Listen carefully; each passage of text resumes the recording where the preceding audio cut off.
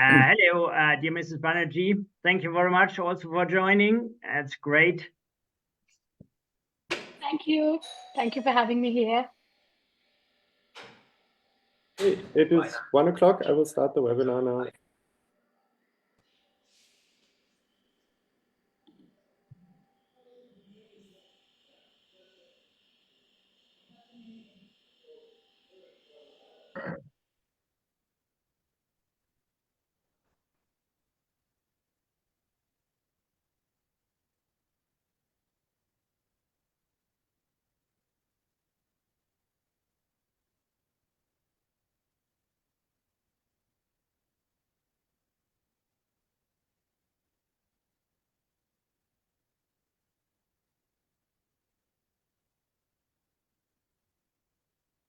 Mr. Gimle, can you hear me? Yes, we can Can you hear me? Yes, we can hear. Lovely, thank you. Thanks. Yes, we can hear, we can see.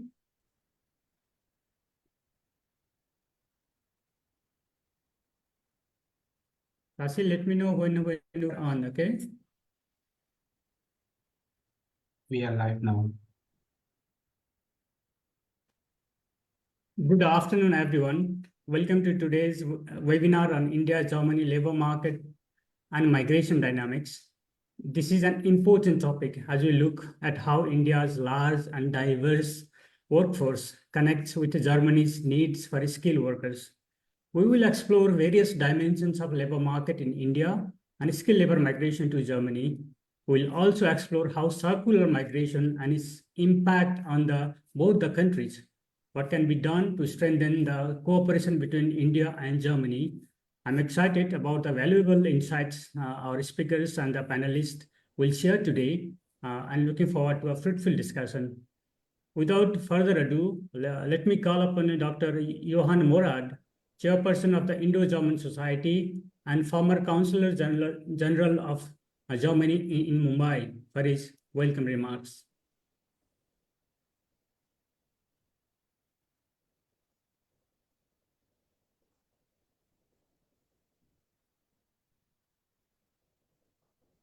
Good afternoon, ladies and gentlemen. Good afternoon from Germany.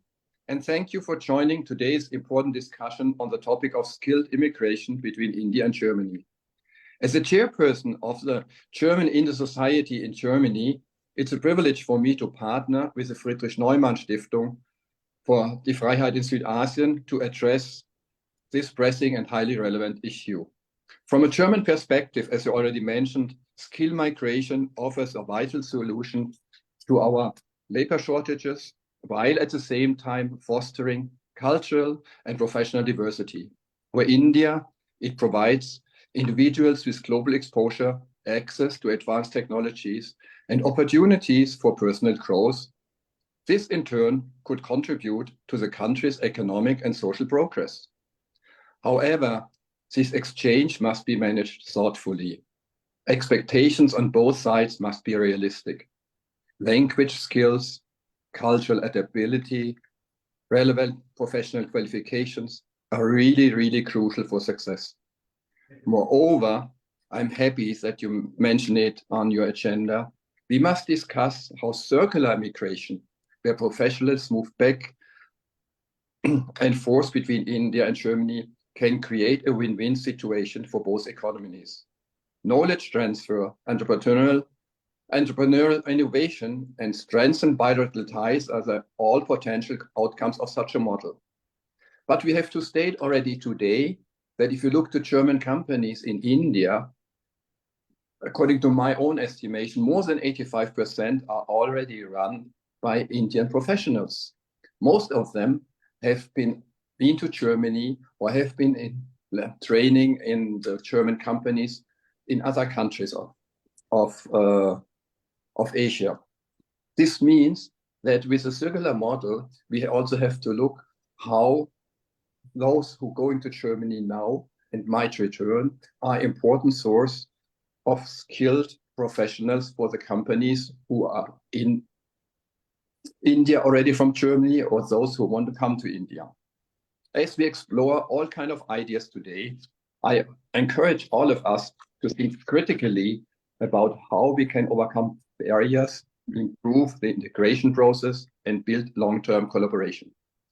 This is not just an opportunity for individuals or employees. It's a chance to deepen the overall partnership between India and Germany in a way that benefits both societies. Since I returned to Germany, I'm the chairperson of the Inter-German Societies, which means we have 26 local chapters all over Germany with almost 2,000 members. It is our mission to promote today the image of India, which is modern and positive, because we need this in front of the background of ever-increasing numbers of Indian students, Indian skilled workers, but also on the background of outsourcing jobs from Germany to India and of the German investments in India to come. I'd like to thank the Friedrich Naumann Stiftung for facilitating this discussion and to all of you joining in today. I look forward to the insights and the solutions that might emerge from today's discussion. Thank you very much. Thank you. Thank you, Dr. Morar, for opening up such a wide areas where we could discuss regarding migration and labor issues. This is really interesting. Now, actually, I would like to welcome Dr. Katja Hartmann, Head of the Scholarship Division of Friedrich Naumann Foundation, for her special remarks. Yes, thank you very much for having me on this program. I'm very honored to be here, and I would like to focus in my remarks on student mobility and education and what it offers to the labor market of the future. In 2021, the UNESCO published a study on student mobility around the world, in which they show that 6.4 million students study outside their home countries. Major receiving countries, according to that studies, were the United States as number one, you're not surprised, followed by the United Kingdom and Australia. However, after the three English-speaking countries, Germany already follows as number 4 among the top receiving countries, with around 376,000 incoming students each in that year. According to that study, India was number 1 of sending countries behind China. So you already see the big impact there. Just very recently, in December 24, the German Academic Exchange Service, you might know them as the DAAD or the DAAD, as it is often called, and the Center for the Study of Higher Education in Germany, published the most recent numbers on international student mobility and higher ed in Germany, and the numbers relate to last year, to 2023. For the past 10 years, the number of international students in higher ed has risen constantly. Last winter term, around 3,000, or let's say around 380,000 students, international students, have studied here. That is 13.2% of the student body in total. Indian students play a major part in this development. In 2022, Indian students already overtook China as incoming group number 1, and they have remained on the top ever since. Last year, nearly 43,000 Indian students studied in Germany. That is 12.3% of the total amount of international students. Compared to the United Kingdom, where Indian students make up around 14% of all international students, or the United States, where they are 13.1%, Germany has really become one of the most attractive countries for study for Indian students, globally speaking. The majority of Indian students not only come to study a semester, but they have a clear design to complete a degree here. asked in a survey about their intention to stay after they completed their studies and enter the German labor market, 40% answered that they were certain that they want to stay, at least start their career here in Germany. 26% said that they will probably stay, and 30% weren't quite sure yet.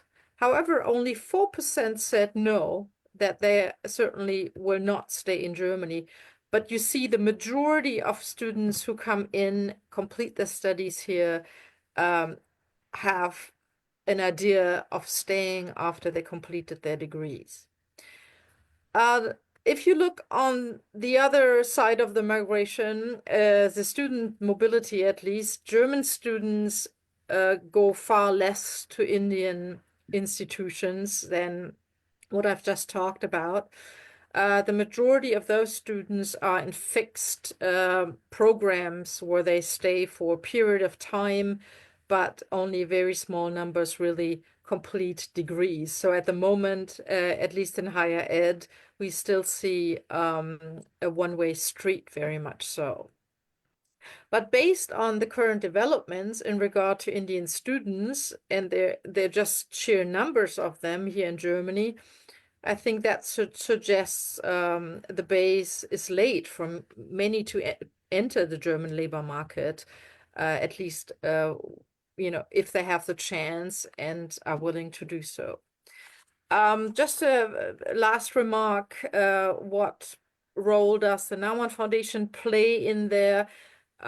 We offer scholarships to Indian students to come and study here in Germany. And of course, the numbers of applicants are quite high. Also, we do sponsor quite a number of Indian students in their studies here in Germany, pursuing a master's or a PhD. And they certainly are excellent students. Thank you very much. Thank you, Dr. Hartmann, for your insightful remarks. And absolutely, education has become very important issues, and one of the areas of the skilled labor migration. And then Germany is getting much more attractive destination for Indian students every year, every passing year. It's very interesting to hear from you, Dr. Hartmann. We have also requested Mr. Stephen Sotum, Managing Director, International Affairs, Federal Employment Agency Headquarters in Germany, for the address. He has become very kind to send a video message. So may I request Niels, could you please play the video of Mr. Sotum? Good afternoon, distinguished guests, dear colleagues at Friedrich Naumann Foundation. Thank you for organizing this event. Your dedication to fostering meaningful dialogue on such a crucial topic is truly commendable, and we are grateful for your commitment to advancing Indian-German relationship. It is my pleasure to give a short welcome speech at this webinar on India-Germany labor market and migration dynamics, and to share with you the perspective of the Federal Employment Agency on today's topic.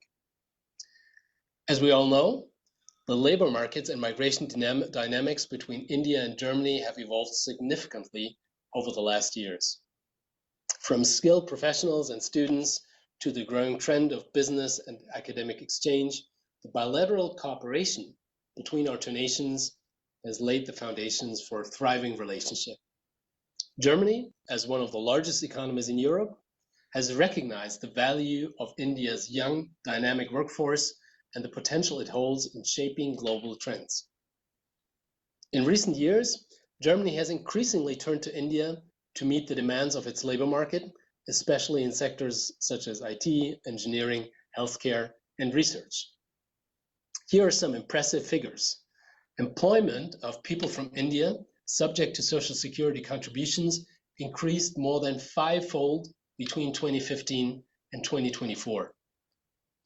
In February 2024, 130,000 Indians were employed in the German labor market and subject to social security contributions. The number of Indian students in Germany has more than doubled over the past 5 years. Indian nationals made up the largest group of foreign students in the 2023-24 winter semester at around 49,000 students, 30% of them women. Unfortunately, we cannot solve all existing process challenges, such as different recognition procedures in the federal states, waiting times at immigration authorities, inadequate integration structures, or housing problems. But we can address them in our political, public, and business networks. I can assure you that we're doing exactly this, and I'm optimistic that we will be able to solve these challenges in the future. Thank you once again, dear Dr. Klein, for bringing us all together. I wish you a fruitful discussion and insightful contributions from the esteemed panelists and participants today. Thank you very much. Thank you. I thank Mr. Sutton for the insightful remarks. And without further delay, I'll introduce our moderator of today's webinar, Mr. Ghanshyam Tiwari, and hand over the floor to him for his further discussion. Ghanshyam Tiwari is a national spokesperson of Samajwadi Party and an alumnus of IIM Bangalore and Harvard Kennedy School. In his professional career of more than 2 decades, he has advised many chief ministers and parliamentarians, mentored many startups, and then different organizations. Mr. Tiwari also ran for a member of parliament in Bihar in national election in 2019. Mr. Tiwari, the floor is yours. You could introduce a panelist and take a lead in the discussion. Thank you. Thank you so much, Dr. Bipin. Thank you to the Norman Foundation, and I thank every esteemed speaker who has spoken and given us a context, largely from a German backdrop, about what is working and what the intent is. It is clear that when you hand over the floor to a politician, the politician will oversimplify things. So I know that I am surrounded by eminent panelists who are all experts in their areas. But in terms of that political vulnerability of oversimplifying things, I see that the intent is definitely there on both sides. There's a young population, the population is aspirational, education is their passport to aspiration, and there are success stories that they want to imitate on the Indian side. And there are institutions that become the magnet. There are companies on both sides that support this magnet. So there is intent, there are success stories. I'm sure there'll be challenges. What will motivate us is to think about what is working out there, what are some of the success stories, what can be the solutions in the near term that we can think about, what are the sectors that take importance, and how do we build urgency in the mind of policymakers, politicians to take up this issue. And eventually we conclude in a way that, how do we do expectation setting, that if we were to have this conversation a year from now, that something positive would have happened, the challenges would be different, the scale would have incrementally been better, and this conversation would have played a role to improve the opportunities for those people who want to work in Germany, or those people from Germany who want to work in India, and those institutions who are part of this process. So with that oversimplification, I would like to invite 3 eminent panelists, Dr. Santosh Mehrotra, Dr. Dhanya, and Aditi Banerjee. Each of them have tremendous professional and academic track record, and I don't want to steal their thunder by oversimplifying their introduction. So I will request that each of the panelists introduce themselves in 3 or 4 lines, and then apart from your introduction, also offer 1 or 2 insights of how do you see the current situation with respect to labor force, migration, and in the backdrop of your own work. Maybe highlighting just 1 or 2 things will allow us to keep the discussion fast-paced. So 3 or 4 lines of introduction and 1 or 2 things that from your perspective outline the current scenario. We'll start with Professor Santosh Mehrotra. Over to you, sir. Mr. Tiwari, just to jump in here, we have Mr. Neil Haupt also. Yes, as yes. project I am so manager. sorry. I also would like to introduce Mr. Niels Hopwood. And in an earnest apology, I think I should reverse the order.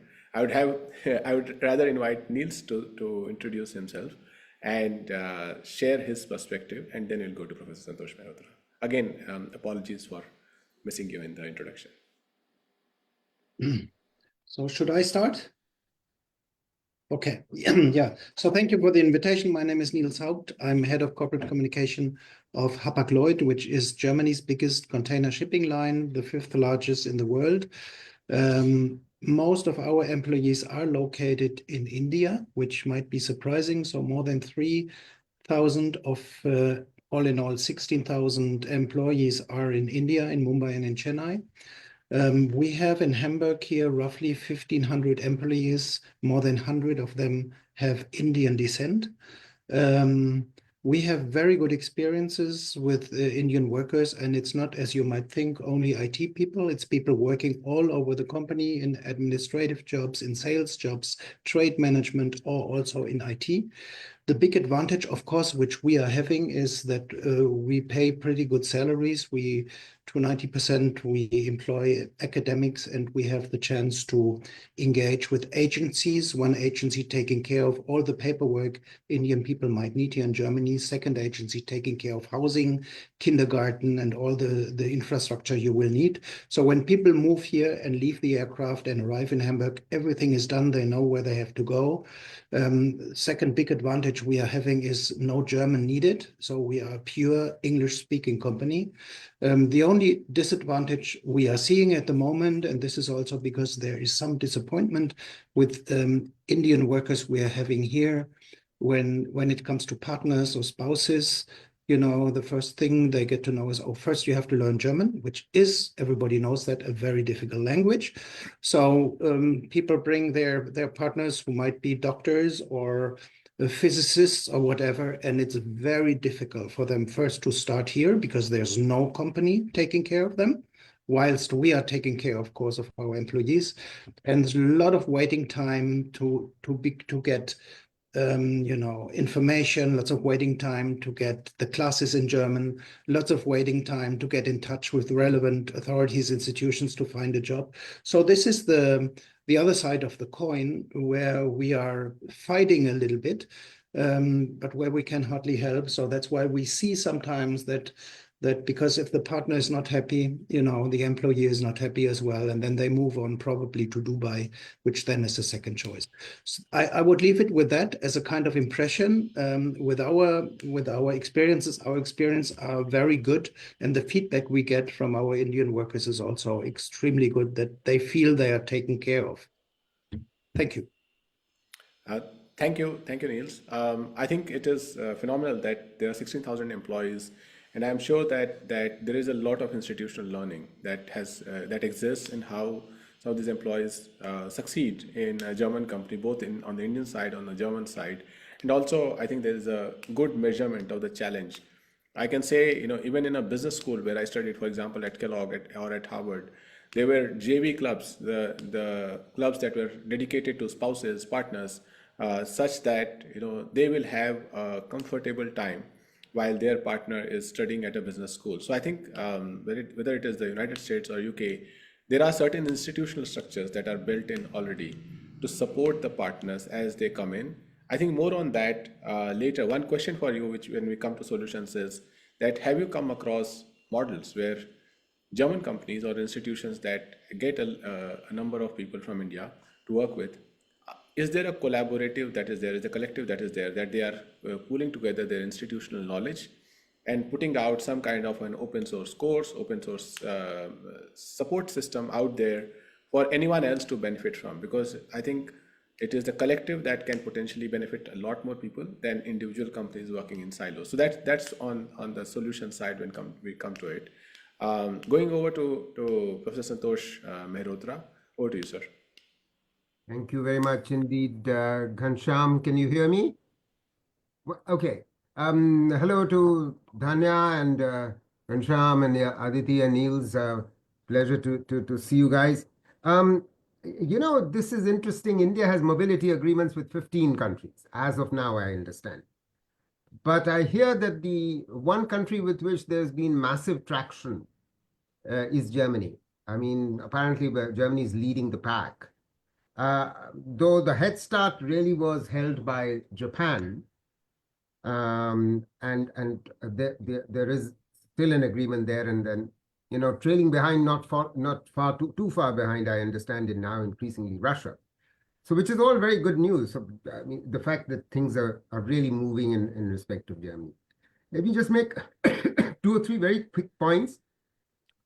I was very impressed by the number that 130,000 Indians are employed in Germany currently. I think what would help, my suspicion is for those aspirants who are looking to move, is one that, you know, we have a readily available list of sectors where you in Germany are actually looking for people, and how that is to be, that is accessible to potential Indians planning to move would actually be very helpful. I mean, I was looking at some information, and I understand that science, information technology, healthcare, manufacturing, and construction are large sectors with high unmet demand for the workforce. And I mean, it's interesting that together these sectors employ nearly 20 million people in Germany, but their total unmet demand, current unmet demand, is about 816,000 people. Of which, you know, I understand skilled Indian workers can target fulfilling about 37,000.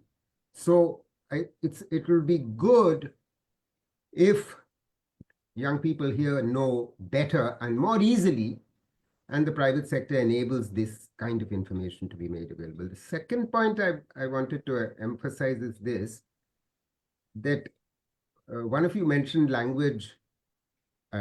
The German language is a difficult one. And it is true that in the major cities of Germany, English is spoken very widely in the major. However, a very significant proportion of the German companies are SMEs, and they're located in the rural areas. If they are located in rural areas, you know, their working language is German and not English. So we've got a real problem.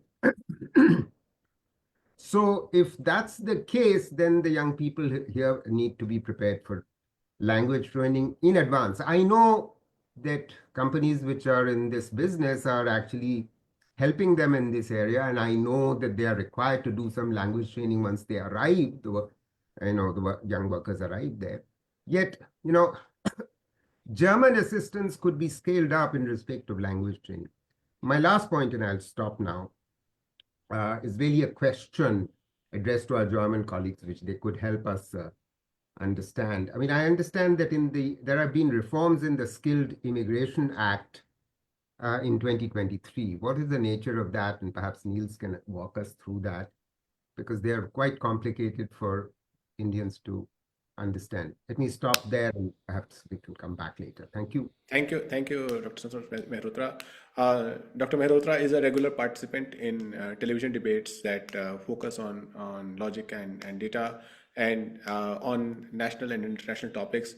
I think we missed his introduction, so if I can, let me just say, I request you to introduce yourself. Yeah, I'll just say 2 words. Sorry, forgive me, I forgot. I'm a former professor of labor economics at Jawaharlal Nehru University, which is the top-ranked university in the country, and formerly also of the Planning Commission of India, which is the planning organization of the government. And I've been working on skills in this country for at least 15 years, and actually making direct interventions in policy making up until recently, and still assist state governments as well as many international organizations in the whole skills space. Thank you. Thank you. Over to Dr. Dhanya. I must say that one brief conversation I had with Dr. Dhanya prior to this is that she is very passionate about the work she's done, and she's also a bit cautious whether her work is misintroduced by somebody like me. So I would want her to have the full floor so that she can share the work that she has done, and then relate it to the topic that we are discussing at hand, and focus in on 1 or 2 things that stand out about the current situation. Thank you so much, Tiwari. And this, let me introduce myself first. I'm Dhanya MB from BB National Labour Institute. It's an autonomous institute under Ministry of Labour and Employment. And I coordinate a Center for Labour Market Studies. And I do research in the area of labour and employment issues. And as you said, this year, I got an opportunity to write a paper with FNF where we analyze the evolving labor dynamics between India and Germany. And through this research, it became clear that India-German labor nexus, it's shaped by demographic and skill-based factors, holds immense promise for both countries. And as all of us know that like India is well-known migrant origin country with around 18 million overseas residents worldwide. And this emphasizes the dynamics of international migration. And India not only provides a major source of labor migration, but also comes under the world's top destination for international migrants, majorly from the neighboring countries. And in last few years, and there has been a drastic increase in the number of Indian students out migration. And it was in our report, we were illustrating these numbers, and also we illustrated this substantial migration flow from India to key European destinations, like with the United Kingdom and Italy and Germany, prominent hosting Indian migrants. And also we were discussing in the report major aspects like majorly from the numbers like from UN and World Bank sources. And there has been a notable increase that we can see from 2010. It was only 55,000 Indian migrants, and 2015 it slightly rise to 57,000. Then again, we can see a significant increase to 172,000 migrants. So Germany, it's currently hosting the largest contingent of Indian students among European nations. And we again, in the report, we looked into certain hurdles like for Germany to attracting these high-skilled workers. So this is all about that report, and let's discuss it more later. So thank you. Thank you, Dr. Dhanya. So over to you, Aditi. Aditi is one of the most phenomenal and quoted entrepreneur in the space of India, Germany, India, Europe, migration of workforce, especially a young workforce. In my work, I am an edtech entrepreneur, and I also work on workforce entrepreneurship. I come across a number of entrepreneurs who are trying that, but when it comes to Aditi and her organization, everyone see them as a gold standard who have been able to figure out successful pathways. I'm sure they have come through a lot of failures and a lot of hurdles, but I think cheers to her grit that at a young age she's been able to find these pathways that can become success stories for other organizations, both large organizations as well as other startups. So without further ado, Aditi, over to you. An introduction and the things that you want to put on spotlight with respect to the current situation. Thank you, Ghanshyam. I mean, firstly, I'm not that young. And secondly, thank you for, the testimony to our work. But we have miles to go before we sleep. So just to kick this off, so I'm Aditi Banerjee. I'm the CEO and co-founder of a company called Magic Billion. We support global employers in getting high quality talent from India. It's meant to be a bridge between global employers and Indians. We start with employer contracts in hand. So in that sense, we are not like a jobs portal. We are instead a company which first gets a contract from global employers. When I say global, I'm very specific in saying those kinds of countries which are aspirational to Indians. So we don't work in the Middle East, for example, which is where traditionally 95% of migration from India happens internationally. Post that, we then support the candidates in getting access to those jobs, and then support the entire value chain afterwards, providing any upskilling if required to get to that job, any certifications, even external certifications, and then finally, of course, visa, immigration, and then onboarding support in country. So really, it's a end-to-end solutioning talent mobility company, which helps both global employers and Indians. So in the last 7 years, and it's a company that I co-founded with my father, who used to be the number 2 employee at the National Skill Development Corporation. So, very much part of the skills ecosystem, setting international standards for how Indians can migrate to other countries. So in the last 7 years, we are now providing access to about 4,000 Indians to go out every year.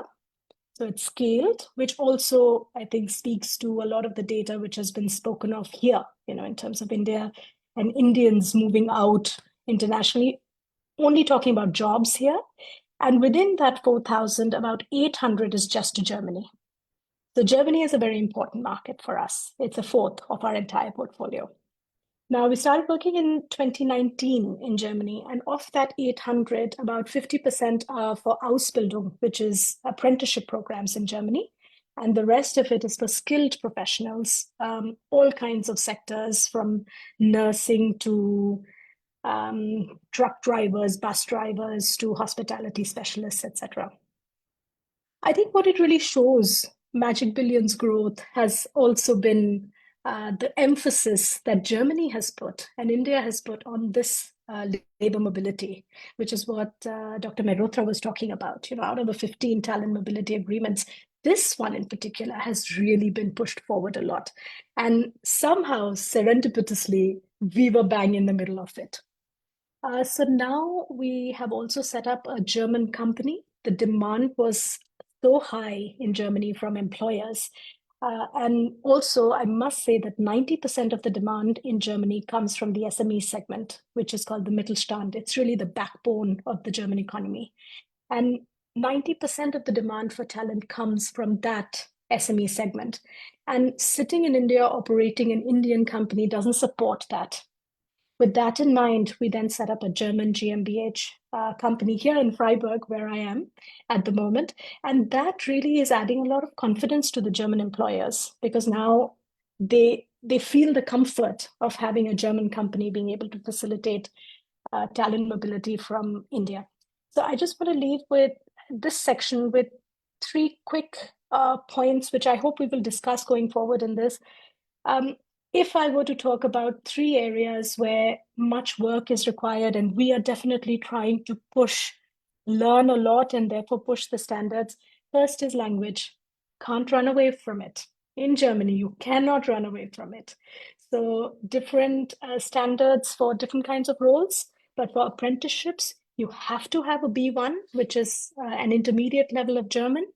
To get to a B1 level from 0, it takes 6 to 8 months of full-time German language training. And we facilitate that. But it takes a lot of convincing to a candidate, to say, leave everything that you're doing, invest 6 to 8 months now full-time. There's a high opportunity cost to that. So one is language training. Second is recognition. For every skilled professional, about 95% of the roles fall in a recognition category in Germany. And typically, an Indian will fall short with their academic qualifications on that recognition framework. But even to get to that deficit Bescheid, which is the deficit document, it can take months, sometimes a year. And to be clear, there are, just for the craft sector, there are 57 recognition bodies in Germany. It's a very complicated market. Recognition needs to be looked at much closer. And the third bit that I'll leave you with is costs for migration. How do we deal with the costs for migration? Somebody needs to pay for that labor mobility. For skilled professionals, it's never a problem because employers are very willing to pay for skilled professionals. But for apprenticeships, and at this point in time, Germany is sitting at 1 million vacancies for apprenticeships. Employers are not willing to pay for that. And not for any other reason, but because they're unsure. They don't believe an Indian can come and fill that spot. Or even if they come, typically apprenticeships are for 3 years. They don't believe the Indians will stay for that period of that 3 years. So there's a lot of uncertainty in the market, and therefore the employers don't want to pay for it, which then leads to the candidate bearing the burden of that cost. So in the spirit of fair migration, while skilled professionals fit squarely in there, but apprentices don't at the moment fit in there. So would love to have a chat on that in case this panel gets there. Thank you, Aditi. I think it's very good that different panelists have spoken both about their experience in the sector as well as specific problems that they face. One thing that I think cuts across these problems is the bureaucratic, and I hear a lot, the bureaucratic hurdles that come in the way. In your own experience, what are one or two challenges from the bureaucratic process that you want to highlight? For example, Aditi, you highlighted about the skill recognition process, right? Even with respect to the other two things, language as well as costs of migration. One can imagine that with AI coming in, there will be new ways to focus on language problem. And if the industry bodies and the countries collaborate, maybe those ways can be accelerated. Similarly, with respect to costs of migration, one can also imagine that there are new cross-border banks coming in. Maybe there are different types of loans that can be formulated in future. But coming to the core question, that one, are there really hard bureaucratic obstacles that you have come across in your work or research? And two, are there one or two unique solutions or roundabouts that you have come across that can circumvent these things? So starting with you, Niels. Thank you. As I said, we are pretty privileged as we are in the private sector, and of course we take care of the cost. And as Aditi said, I mean, some companies are not willing to pay. I would like to add that some companies are not able to pay for it. I mean, we need lots of skilled workers in the hospitality sector, and we need also lots of people in hospital or care for the elderly, right? All these institutions mainly are state-owned companies or private companies. Salaries are pretty low, and they basically don't have the funds to pay for it. So there we don't really can count on people coming from India. Looking at the bureaucracy, yes, that's an issue, mainly for the spouses or the partners of people who come here. If companies like us take care of everything, and as I said, we have 2 agencies hired who take care of the entire document process. So that, of course, is a big help. What I would like to add, which is a huge problem I see if the company is not taking care of stuff, is housing in Germany. We should not forget that 2015, we had roughly 1 million immigrants coming from Syria, from Afghanistan, so from the Arabic world. And like 2.5 years ago, since then we had like 1 million people, roughly 1 million people coming from the Ukraine. And the housing sector is very challenging in Germany, mainly in the big areas, the big cities like Hamburg, Munich, Berlin, Frankfurt, Düsseldorf. Basically, even Germans have to wait for 1 or 2 years until they find an apartment, or for students, it's even more difficult. I mean, as a student, you need to pay like 500, 600, 700 euro just for a room in a shared apartment. So I think this is a huge issue which Germany has to solve for its own citizens, but even more for the immigrants. So from my point of view, administration is not, or bureaucracy is not a big issue for us and for our people. It is a big issue, and as Dania said as well, language is a big issue for the partners. So if you want to get work here, and if it's not a company which is where the English language is the main language, then this is really a challenge. So language, I agree. Administration, bureaucracy is an issue, but I see housing as the biggest problem, the biggest challenge we have to master here in Germany. Thank you. Thank you, Niels. One follow-up question that will come and in the final segment is have you seen, if you are working in your home country, you have access to some kind of loan, financing, etc. for your skill development or for your personal expenses. Do you see that solution available to workers who are in Germany and from India? And second, that have you come across, as a very large organization, have you come across collectives of corporates the kind of body that Mr. Morat spoke about, organizations, the societies that are there to support institutional systems that ease out knowledge on these particular factors, on the factors related to migration. Have you seen any collective effort between industry and government, industry and civil society? So that is one question that I'll come back to in the next segment. But coming to Dr. Dhanya, that in terms of any any high-standing bureaucratic issue that you have come across in your research, the one or two, and is there a success story that you have come across? If you can briefly highlight, and then I'll come to Dr. Malhotra. When we looked at these hurdles for Germany in this high scheme, and we were mainly looked at this Germany's recent slip in this OECD indicator of talent attractiveness, and where it dropped to 15th place in 2023 from 12th in 2019 in the highly educated worker category.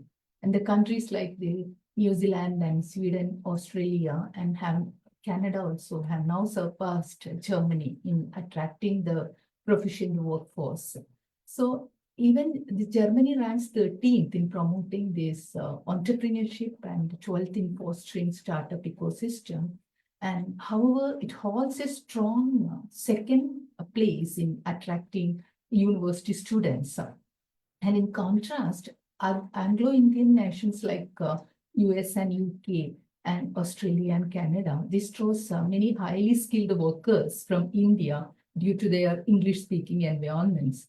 And the mismatch between these skilled workers' language abilities and German language hinders their integration into the German job market. And as a result, many foreign students from German universities seek jobs in English-speaking countries instead of staying in Germany. So this is one of the points which we have seen. And also, I think the second question, I think you asked something. If you see a solution stand out that circumvents anybody in your research who created a solution that makes it all efficient in any one aspect. For example, recently, as all of us know that from Kerala state, the nurses migrated to Germany, and it's like the term it is hands in hands for international talents. So that initiative, that recruiting skilled workers directly from India to Germany, that's a proven successful in sectors like nursing and caregiving. Then again, the Ignite program, the Indo-German initiative for technical education, promotes vocational training based on Germany's dual education system. And then it's this much. So basically, either a program like Ignite that focuses on technical education, or a very focused industry initiative that goes country to country, such as the one that you spoke about in Kerala. Coming to Dr. Malhotra, from your experience, and because you have seen the Indian institutions, the research bodies, apart from the challenge that stands out and the solution that also is an example, have you come across an Indian organization or even a German organization for that matter who's passionate about solving for this particular problem? I think that yes, there are corporates that are trying to solve for efficient labor migration. There are startups, there are academics, but have you seen Indian government, semi-government, industry organizations really taking it up?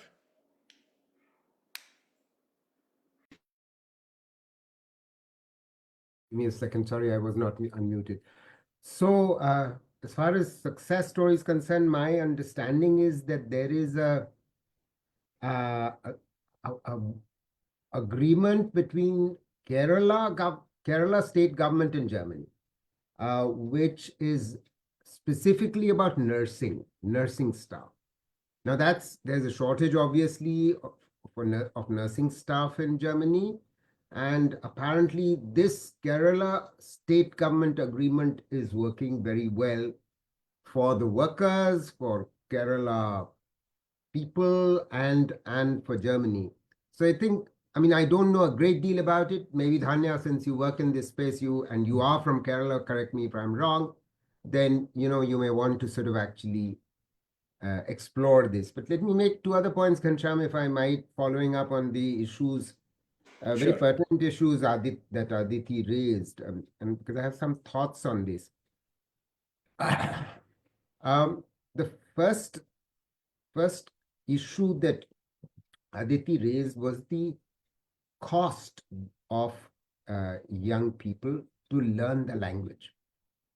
I believe that that's only one of the costs. Now, there are 6 to 7 months, I heard Aditi say, of full-time language training. Now, I fully understand that because, you know, 45 years ago, I also tried to learn German and I gave up pretty quickly and moved to other European languages.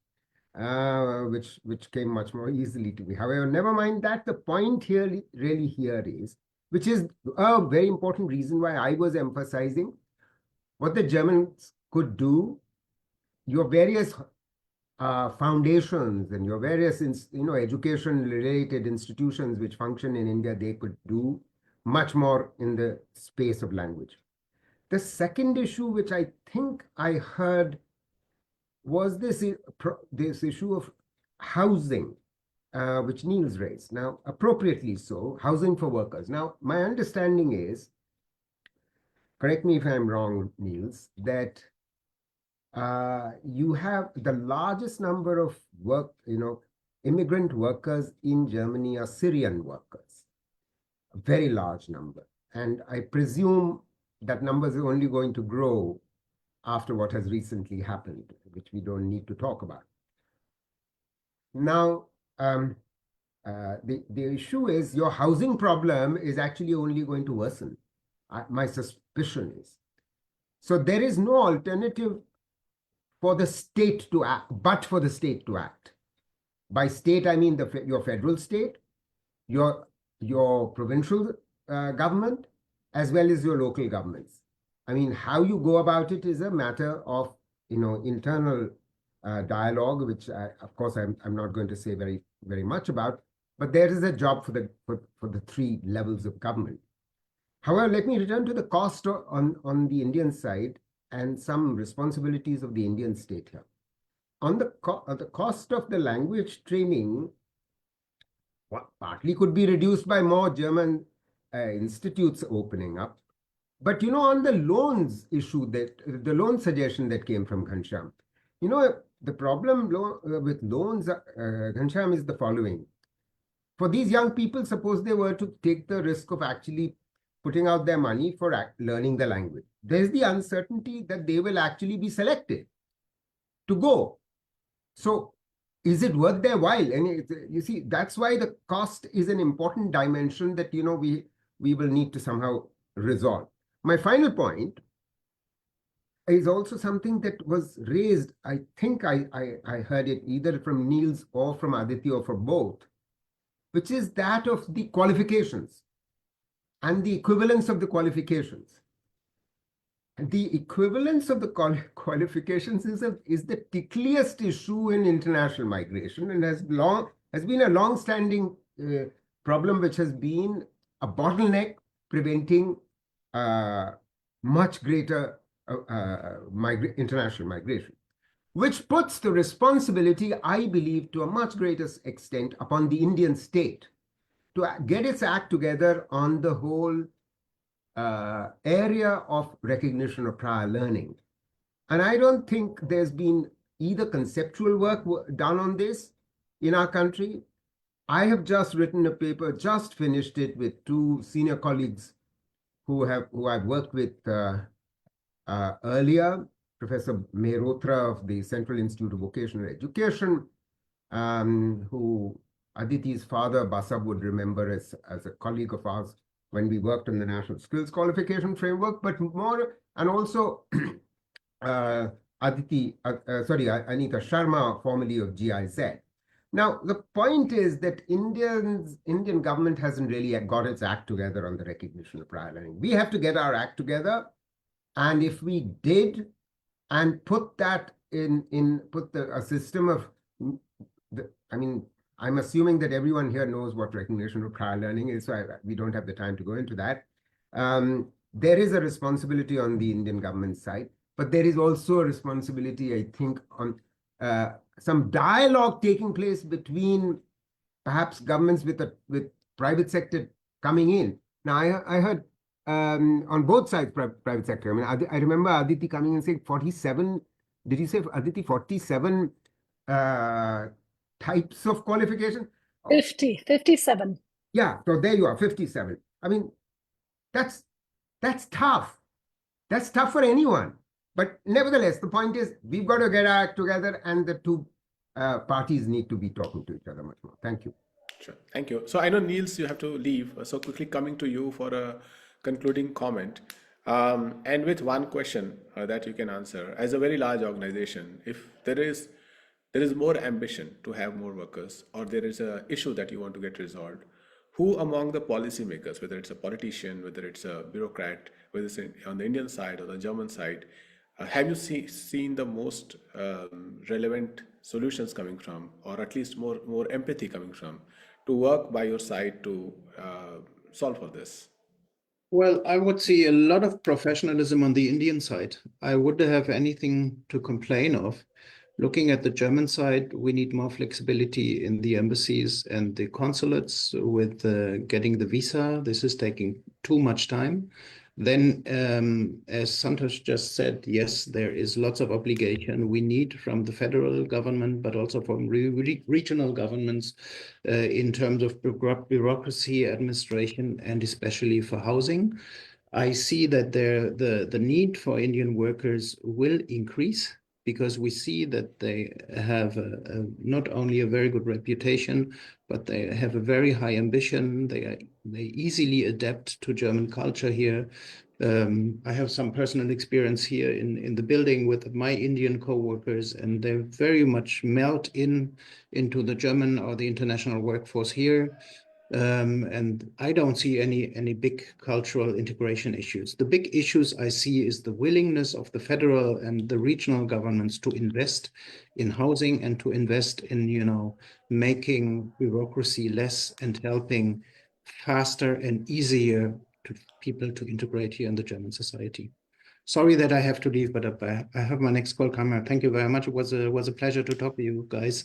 Hope to see you again one day. Thanks a lot. Thank you so much, Niels, and I owe you a coffee or a dinner for missing your introduction right in the beginning. But thank you so much for joining us, and I will continue the discussion with concluding remarks. Niels, before you go, if I may, Ghanshyam, I'm sorry for interrupting. Just to say to Niels that one of the reasons that you have not too much complaint about the Indians coming to Germany is perhaps that many of them apparently already have some international experience. They've come back with a certain, perhaps some in Southeast Asia or the Gulf or wherever. So they're a bit traveled. Many of them who are attempting to get to you they're thinking of this. We're now upgrading our aspirations. Yes, but I see that also with students, right? In here, I know lots of Indian students here which are studying at German universities, and they very easily adapt, right? I think that it's much easier for them to melt in than when it comes to the Arab countries, where there are lots of cultural differences, right? Thank you very much, guys. Bye-bye. Thank you so much. Thank you so much. So over to you, Aditi, both for the concluding comments, as well as because you are an entrepreneur and you are forced by the market dynamics to keep looking for practical solutions that also ensure that the wish list is solved for. Everybody is talking about AI. What is it that you think the AI world will solve for? One can easily paint a brush saying that AI tools will solve for language, AI tools will solve for some of the hurdles that exist bureaucratically. It will not solve for housing, it will not solve for education loans. Also, especially with respect to housing, loans, any of these other things that industry can solve for.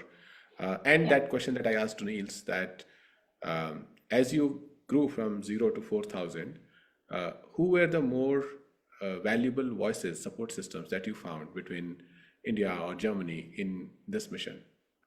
Yeah. So I will end with that last question, but before that, let me just pick on each of the points. It's been an interesting chat.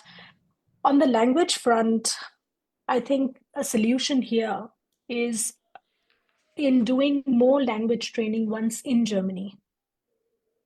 The amount of time that it takes to learn German with an Indian trainer in India, where you stop listening to the language as soon as you're out of the classroom, versus learning a language embedded in Germany, where that's all you're listening to, is a totally different experience.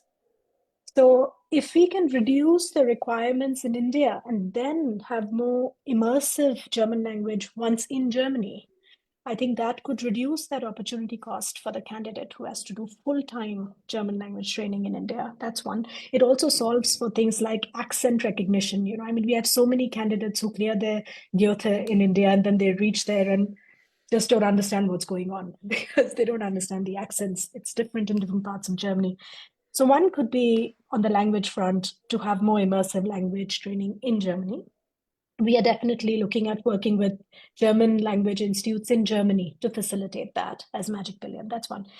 On the recognition front, if there can be some standardization which can be developed on the German end. I know, Santosh, you spoke about the recognition of prior learning in India. Yes, great step, but also on the German end. For example, for nursing, it's fairly standardized. If you're a BSc nursing candidate or a GNM nursing, it's standardized. You know exactly what it'll look like in how much time. But for all other roles, if it can be standardized a little bit, then you know it's a copy paste and you know the type of candidates who would make it. But at the moment, the way the recognition system is designed in Germany, it's individualized to each candidate's paperwork. So second would be if there's some standardization on the German end for specific job roles, which are perhaps highest in demand in Germany. That's a second. Third, on the costs. So we did look at a lot of NBFCs in India who could support in giving cheaper upskilling loans to candidates, and about 20% of our candidates take those loans to go. We are also exploring German companies in India who could give CSR into this, opportunity. There's a lot which can be done. We're just scratching the surface, and I think the demand in Germany is so high that somehow the entire ecosystem has to play a role in making it happen. The fourth thing to say here is that in the changes to the skilled immigration law, which came about a few months ago, the Ministry of Labor in Germany has definitely tried to put a little bit more structure. So for some skilled professionals roles, they have made it clear that you just need an A2 in German. You need to have 2 years of professional experience, and you need to have a 2-year diploma in that area of work. So they've tried to make it specific. We are definitely using this and getting drivers and chefs into the country. It's standardized now for some roles. I think that's a great step forward. The last thing I want to leave on the concluding remark, as you said, look, Germany will always require talent. India is in a great place at the moment to provide that talent.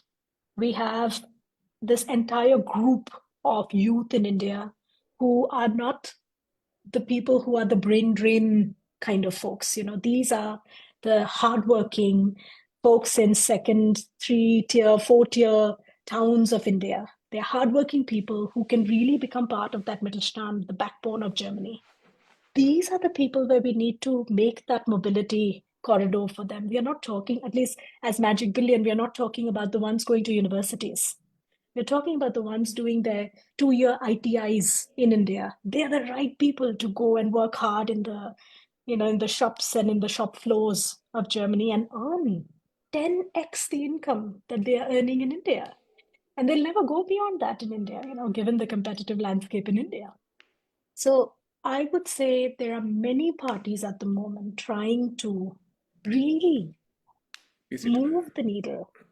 And next year, when this panel comes together, we'll be having a different conversation. Thank you. Thank you, Aditi, for summing it up on such a positive note with practical experiences. I think we are out of time. I would open the floor to questions depending on how Dr. Bipin you would like to. I know that Dr. Dhania also has to make her concluding remark, but if there are questions, then we will couple that with the question. Dr. Bipin, over to you for guidance.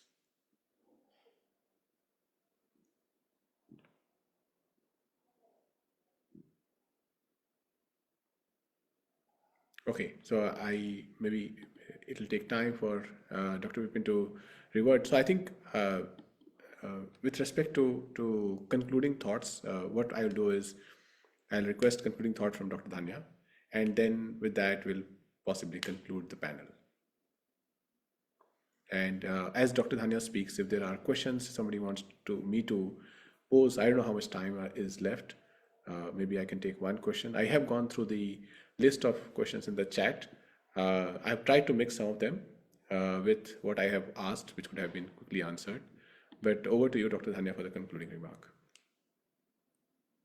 For establishing a pathways for skilled migration, I think India's new UGC guidelines are opening doors for foreign universities to set up the campuses in India, and Germany could be a key partner. And by offering these pathways from Indian campuses to Germany, both in terms of education and employment, then students can make transition seamlessly into German labor market, and it will benefit from dual qualifications and cross-border employment opportunities. Sure. And along with that, there should be a German-based companies to invest in Indian education infrastructure, and which will encourage German multinational companies to collaborate with Indian education institutions to provide a job-ready skill development and technical training, especially in the sectors relevant to Germany's industry needs. So this is the conclusion. Sure. I think Dr. Mohad has a question. I see the hand raised. Please go ahead, sir.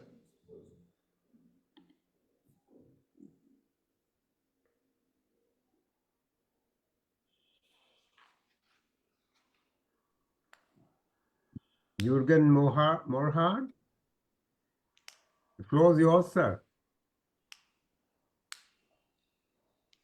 It's muted. Yeah, he's muted. Yeah.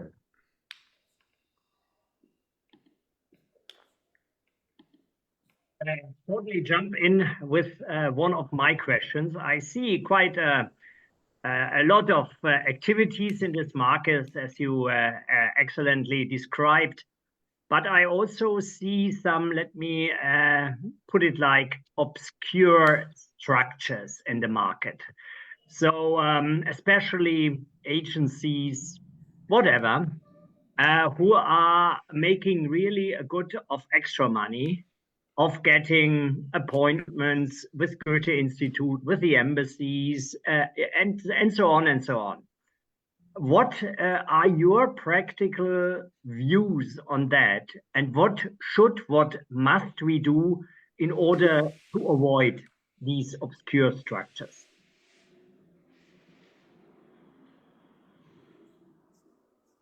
I think Aditi is well placed to answer that. Aditi, over to you. I'm happy to take that, because we have definitely seen a burgeoning of very small players in the market today who are definitely putting all kinds of prices out there for candidates. I hear you. You know, there was a discussion going on. I don't know where we are on that topic now, but there was a discussion with the Ministry of Labor in Germany, but also with the embassy in India, with the ambassador, to set up a kind of a quality seal. You know, there's a quality seal at the moment which exists for healthcare companies. And we were having a chat about having a kind of a quality seal that the embassy could give out to certain companies after doing due diligence on certain parameters. So we were having a chat with them about what those parameters could look like. That could be one way of avoiding this, because the reality is that, and you know, we deal with so many candidates. To send those 800 who finally make it to Germany every year, there are probably 8,000, I would say, who approach us. And finally, those 800 make it. But just to say, most of them are ignorant. You can tell them anything and they would buy it, you know. So the onus of responsibility sits on the organization, which is actually making them imagine what it would really look like in Germany. So quality seal, in my opinion, might be a good way where there is, just like the Ministry of External Affairs in India has a recruitment license framework. You need to get a license to be able to send people out of the country.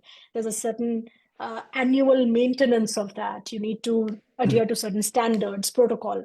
Maybe something like that could be a good idea. Right. So I think Ghanshyam, Mr. can I Johan, comment on this? yes, Can I come in on this? I just wanted to say one thing. I think Mr. Johan is here, so he Okay. raised his hand. He has a question. Yes, And then yes, of course. Professor Malhotra, you can come in. Sure, Malhotra, sure. you can come in. And finally, I will invite Dr. Carson for the concluding remark. I don't have a question. I just like to add some very important developments. You know, the whole process is developing, right? So we have been overwhelmed by this new phenomenon of this large number of highly skilled workers and also the other now on workers coming into Germany. And of course, it takes time. But of course, they are kind of role models, so to say. And one role model and a government who is playing this very nicely is the state of Baden-Württemberg. State of Baden-Württemberg, for example, has in all major cities welcome centers for skilled workers who are doing mentoring, who helps them to connect and at least to do all the administration stuff. So those structures are coming up. Then I mentioned, of course, these inter-German societies where I'm heading. We are also trying to change our old structure where we had a kind of community of those people who are interested and love India.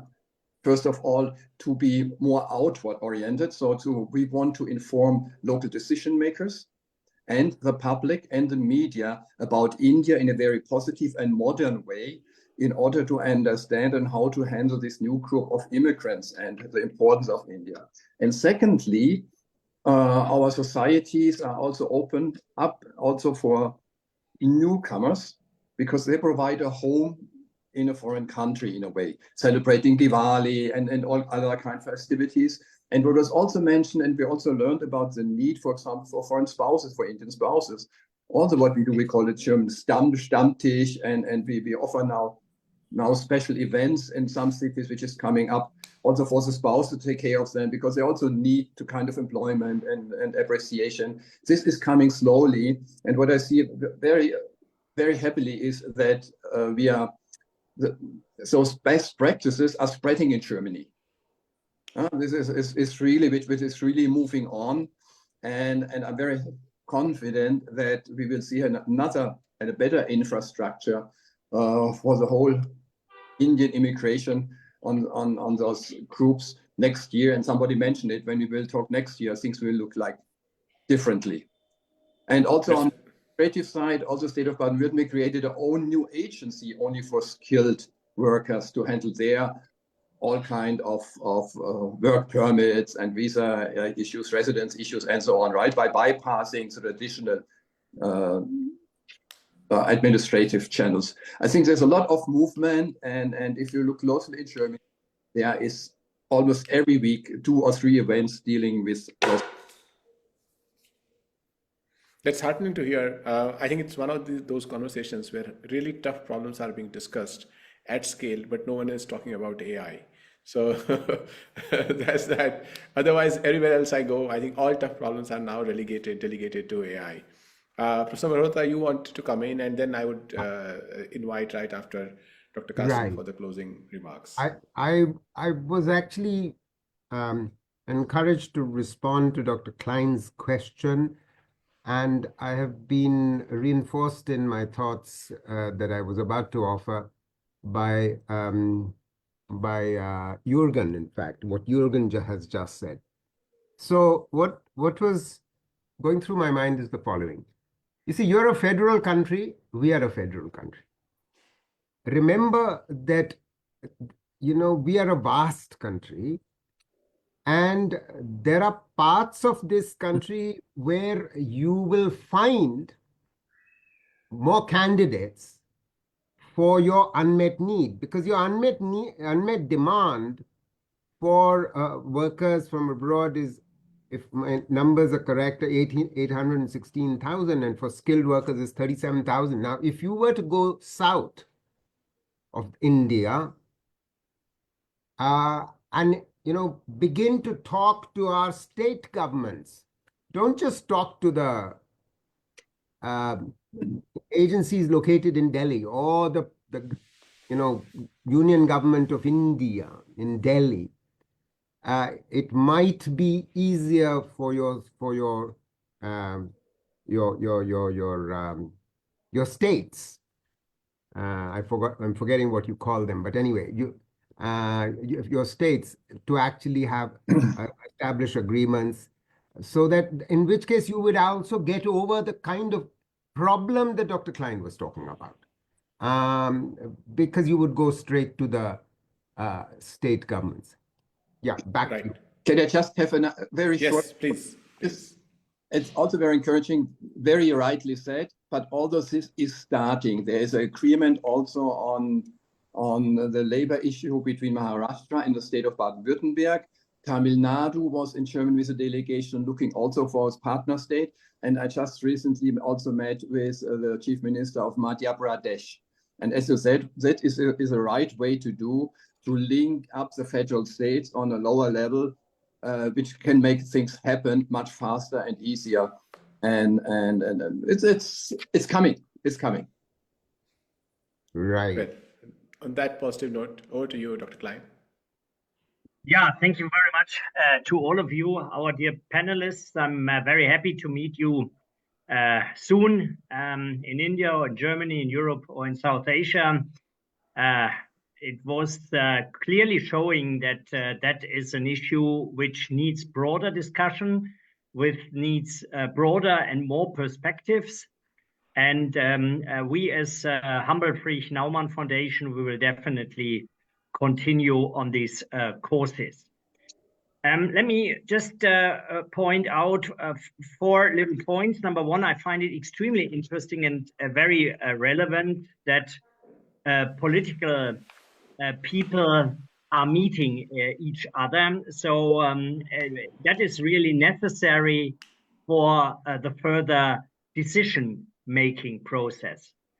Number two, and as you have rightly mentioned, Mrs. Hartmann and Mr. Haupt and also our dear panelists, it is extremely important to have entrepreneurs, especially in the German Mittelstand, the small, medium-sized companies, to give opportunities to more people from South Asia, from India, to do an internship, for example, as a first starter to experience, do I really like as an individual work in Germany? And that is also important because we have to see very clearly, and Professor Mehrotra mentioned that, we are now in Germany and with the German labor market in a deep competition with other countries. And that is really extremely important for us to see and to really find good opportunities to more easily enter the German labor markets. Amongst that is, for example, the extremely long distances time-wise regarding, for example, the recognition process.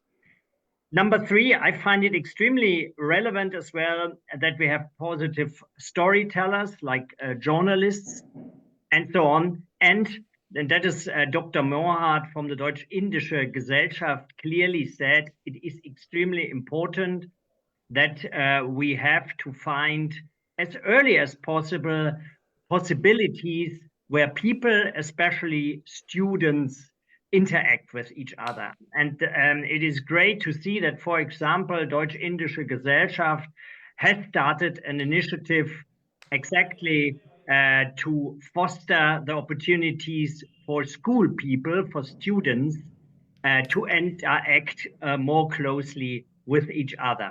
I think there is a long distance to go regarding knowledge and good and professional information regarding labor markets, both in India and in Germany.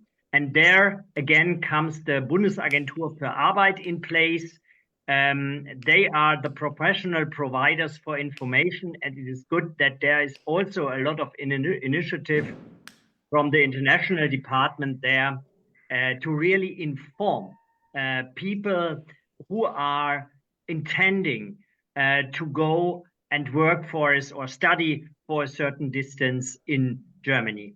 Last but not least, Friedrich-Naumann Foundation, and Dr. Hartmann said that very clearly, has a scholarship program for academics, but they also started a scholarship program for vocational training. And that is, as you said, the most, I think, really important thing. We have got quite good academic rates, but what we really lack is a good, profound, very professionally based vocational training and a good understanding of that also amongst many decision makers in Germany and especially also in South Asia. With that, thank you very much to you again. As I said, we will definitely continue this cooperation with our colleagues from Hess in the Friedrich-Naumann Foundation. Thank you very much for your commitment, Mr. Walz and Mrs. Els. We will try also to interact in future with Deutsch-Indische Gesellschaft on these topics.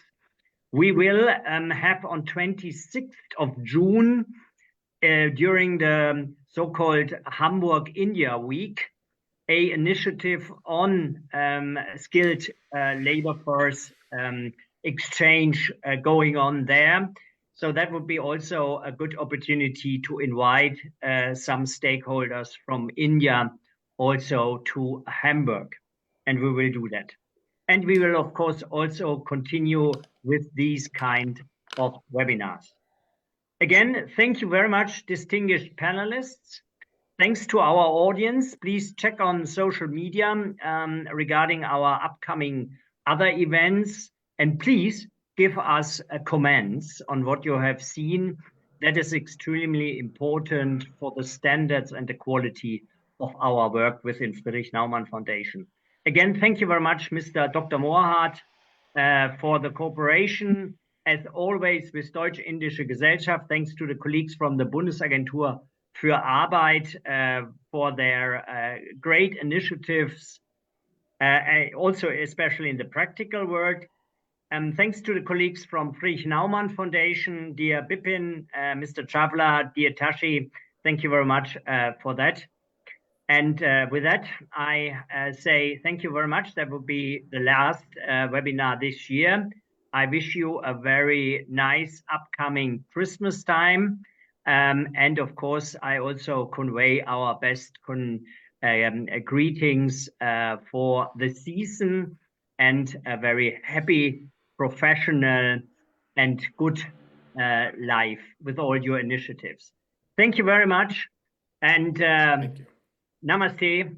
And we see each other very soon. Thanks. Thank you.